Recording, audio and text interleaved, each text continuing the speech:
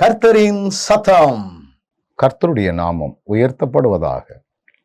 கிறிஸ்துவுக்குள் அன்பானவர்களே, இந்த நாளிலும் கர்த்தரின் சத்தம் ஒன்றை நாம் கேட்போம். ஆகாய் 2வது அதிகாரம் 7ஆம் வசனம் சொல்லுகிறது, சகல ஜாதிகளையும் அசைய பண்ணுவேன், சகல ஜாதிகளாலும் விரும்பப்பட்டவர் வருவார், இந்த ஆலயத்தை மகிமையினால் நிறைய பண்ணுவேன் என்று சேனைகளின் கர்த்தர் சொல்லுகிறார். என கண்பானவர்களே, ஆகாய் தீர்க்க தரிசன புஸ்தகத்தில் வரக்கூடிய ஒரு முக்கியமான பதத்தை நீங்கள் பார்த்தீங்கன்னா, ஆலயத்தை நம்ம கட்டணும் அப்படின்னு சொல்லி 1 அதிகாரம் 8ஆம் வசனத்தில் சொல்லப்பட்டிருக்கிறது. இங்க ஆலயத்தை கட்டுங்கள், அதில் நான் பிரியமா இருப்பேன், அதில் என் மகிமை வழங்கும் அப்படின்னு அவர் சொல்றாரு. நீங்கள் உங்கள் வீட்டை மட்டுமே மேன்மையாக வச்சிருக்கிறீங்களே, நான் வாசம் பண்ணக்கூடிய என்னுடைய ஆலயம் என்று அவர் சொல்றார். இப்போ இந்த வசனத்தில் அவர் என்ன சொல்றாரு பாருங்க, சகல ஜாதிகளையும் அசைய பண்ணுவேன். இப்படி ஒரு தேவாலயம் கட்டப்பட்டு அதில் சகல ஜாதிகளாலும் விரும்பப்பட்டவர் ஆகிய ஆண்டவர் அங்கே வந்து அந்த ஆலயத்தை மகிமையினால் நிரப்புவார்.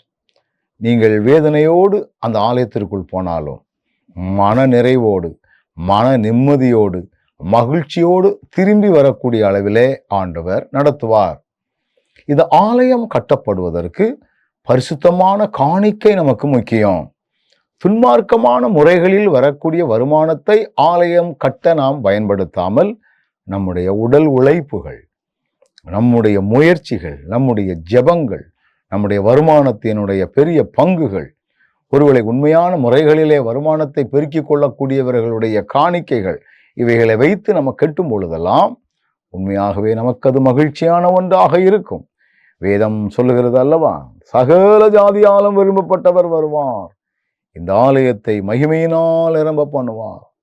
ஆண்டவருடைய மகிமை ஆலயத்தில் இருக்குது, இதை நீங்கள் மறந்துடக்கூடாது.